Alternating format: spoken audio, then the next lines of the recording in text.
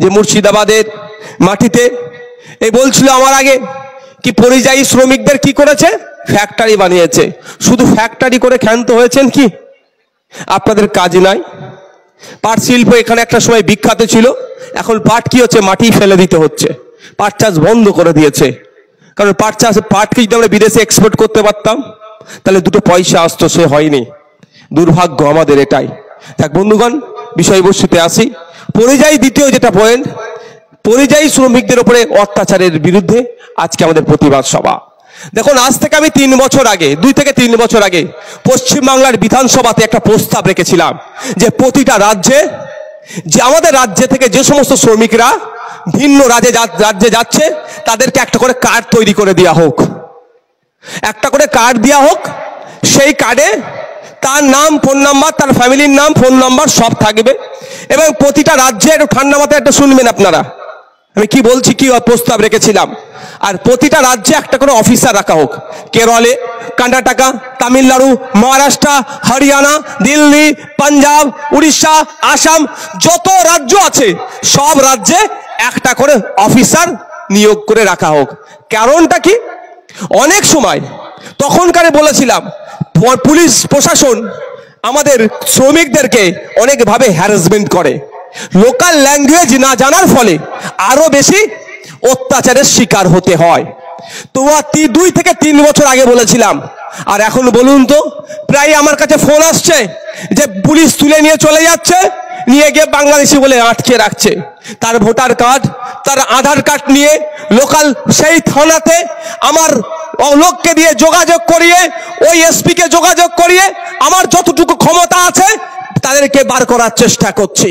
কিন্তু এটা তো আমার দায়িত্ব নয়, এটা তো দায়িত্ব সরকারের। সরকারের প্রথম দায়িত্ব থাকা দরকার ছিল পশ্চিম বাংলায় এই মানুষকে কাজের ব্যবস্থা করা, ইন্ডাস্ট্রি নিয়ে আসা, কলকারখানা তৈরি করা।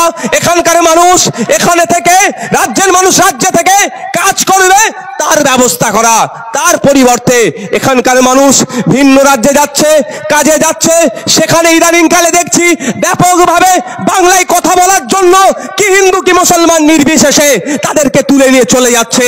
তাদেরকে তুলে নিয়ে গিয়ে বাংলাদেশি বলে কখনো রাস্তায় দাঁড় করিয়ে, খালি গায়ে রৌদ্রতে গরু ছাগলের মতো দাঁড় করিয়ে তাদের সাথে অমানসিক অত্যাচার করছে। এটা বন্ধ করা দরকার। এটা বন্ধ তখনই হবে যখন আমার রাজ্য সরকার অন্য অন্য রাজ্য সরকারগুলোকে বলিষ্ঠ ভাষায় আক্রমণ করবে, প্রতি উত্তর দেবে। কারণ একটা তথ্য বলছি, আমাদের রাজ্য থেকে মাত্র 21 লক্ষ শ্রমিক ভিন্ন রাজ্যে কাজ করছে। আমরা পশ্চিমবাংলার 21 লক্ষ মানুষ, অত যে রাজ্য আছে সব রাজ্যে কাজ করছে। আর ভিন্ন রাজ্য থেকে আমাদের রাজ্যে মানুষ কত আছে জানেন? প্রায় 2 কোটি। উড়িষ্যা কদিন আগে দেখেছিলেন না? উড়িষ্যায় শুধু মুসলমান নয়, এটাকেও ভুল ভ্রান্তির মধ্যে জড়াবেন না। আমি যতটুকু খবর পেয়েছি, মুসলমান হওয়ার জন্য উড়িষ্যা থেকে তাড়িয়ে দিয়েছে এরকম নয়। মুর্শিদাবাদের মানুষও আছে, এক ভাই বাংলায় কথা বলার জন্য তার গলায় জবের মালা ছিল, তাকেও হ্যারাসমেন্ট করেছে, তাকেও সেখান থেকে তাড়িয়েছে। হিন্দু মুসলমান নয়, বাংলায় কথা বললেই নাকি ওদের নজরে আমরা বাংলাদেশি হয়ে যাই, তাই আমাদের উপরে অত্যাচার নেমে আসছে। আমি রাজ্য সরকারের শ্রম দপ্তরে গিয়েছিলাম, দুর্ভাগ্যবশত মন্ত্রী উপস্থিত ছিলেন না।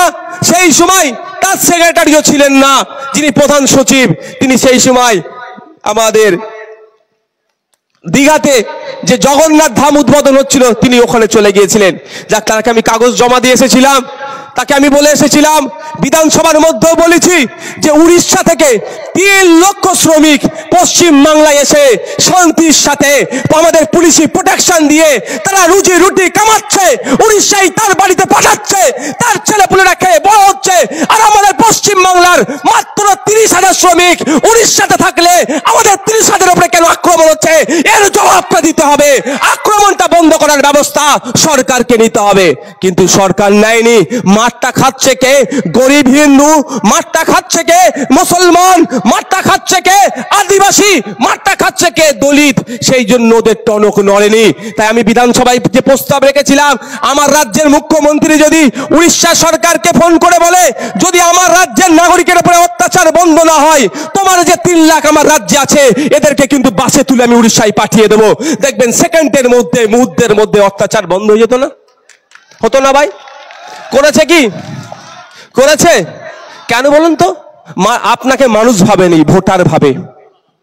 আপনাদেরকে মানুষ ভাবলে আপনাদের হয়ে কথা বলতো, আপনাদেরকে ভোটার ভাবে। আর জেনে গিয়েছে এদেরকে বিজেপির ভয় দেখাবো আর সব ভোটটা আমি নিয়ে নেবো। কারণ 2021 সালে এই বিজেপির ভয় দেখিয়ে এবং কিছু প্রতিশ্রুতি দিয়েছিল। বক্সিপুরের ব্রিজ আছে না, এখন কি পারাপার শুরু হয়ে গেছে নাকি? হ্যাঁ, হয় না? হ্যাঁ, এই ভোট আসছে, এবার একটু দেবেন মালপত্র পড়তে পারে। তার আগে একটা কথা বলে যায়, তার আগে একটা কথা বলি, এই ভোট আসছে দেখবেন এই কিছু মাল জল ফেলতে পারে। এখন তো ক্ষমতায় আছেন আপনারা, আপনাদের সরকার চলছে, পিডব্লিউডি ডিপার্টমেন্ট আপনাদের হাতে, সব দপ্তর আপনাদের হাতে, তাহলে এখনো করছেন না কেন? এখানকার মানুষকে ব্রিজ দিলেও ভোট পাবে আর না দিলেও ভোট পাবে, তো কেন টাকা খরচ করব? যেখানকার মানুষেরকে ভোট পাবো না সেখানে টাকাটা খরচ করি, ওই জন্যই। বুঝতে পারছেন না? মুর্শিদাবাদের মানুষকে মানুষ ভাবে না, শুধু ভোটার করে রেখেছে। সেই তথ্য আমি আপনাদের বলবো, তথ্য দিয়ে বলবো। এটা যদি শোনার চিন্তা ভাবনা করেন তাহলে একটু এই কথার মধ্যে আপনি ওকে বসতে বলবেন, তাকে বসতে বলবেন, আমার বক্তব্যর মাইন্ডটা ডিস্টার্ব হবে, কনসেন্ট্রেট ব্রেক হবে। ওই আমি অনুরোধ করছি একটু যখন বলবো আপনারা একটু চুপ থাকবেন।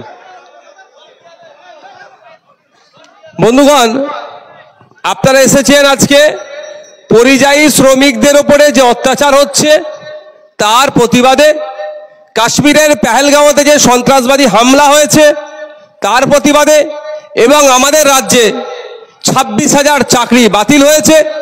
এই বাতিলের কাদের দুর্নীতি বঞ্চনার শিকার করা হচ্ছে সেইটাকে জানিয়ে আজকে এই প্রতিবাদ সবাই। সাথে আমি আর একটা বিষয় কথা আলোচনা করব, যেটা এখানে নাই। সেটা কি? ওয়াকাফ আইনের কেন বিরোধিতা করতে হবে। তার আগে বলছি, এই শামশেরগঞ্জ ধুলিয়ানে ওয়াকাফ আন্দোলনকে সামনে রেখে যে সাম্প্রদায়িক দাঙ্গা লাগিয়েছে, এটা শাসক তৃণমূল কংগ্রেস সম্পূর্ণ দায়ী। ওর হিংসাতে ওর তৃণমূল কংগ্রেসের জন্য আমাদের মুর্শিদাবাদের নাম বদনাম হয়েছে। আমি আস্তে আস্তে দেখছিলাম, সম্ভবত স্বরূপনগর বাজার, স্বরূপপুর বাজার আছে, স্বরূপপুর বাজার মন্দিরের ছাতানে একটা মুসলিম ভাই সবজি বিক্রি করছে। এটা তো সম্প্রীতির মুর্শিদাবাদ ভাই। এই মুর্শিদাবাদে হিন্দু মুসলমান মারামারি হতে পারে? তাহলে কারা করিয়েছে? রাজনৈতিক কারবারিরা। এই রাজনৈতিক কারবারিদের কাছ থেকে আমাদেরকে দূরে থাকতে হবে। ওরা ক্ষমতায় কেউ আসার জন্য আর কেউ ক্ষমতায় টিকে থাকার জন্য মানুষে মানুষে বিভেদ লাগিয়ে দিতে চাইছে। তা বন্ধুগণ, সময় থাকলে আমি সেই বিষয়ে কথা বলবো। এখন আসা যাক, আমি দ্বিতীয় পয়েন্ট থেকে শুরু করছি। কাশ্মীরের পেহেলগাঁওতে সন্ত্রাসবাদী হামলাতে 26 জন নিরীহ নাগরিক শহীদ হয়েছে।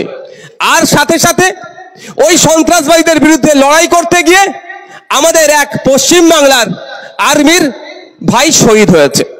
এবার প্রশ্ন, এই শহীদ হয়ে যাওয়ার পরেই বিজেপির নেতারা বিভিন্ন জায়গাতে সাধারণ হিন্দু ভাইকে উত্তেজিত করার চেষ্টা করছিল, যে দেখ ধর্ম দেখে দেখে মেরেছে, নাকি কলেমা পড়তে বলেছে সেই জন্য মেরেছে, এই রকম বলে উত্তেজিত করাচ্ছিল। আমার একটা প্রশ্ন এখানে, তার আগে বলি, হ্যাঁ সত্যি কথা বলছি, আমি যার স্বামী মারা গিয়েছে আমি তার বাড়িতে গিয়েছিলাম বেহালাতে।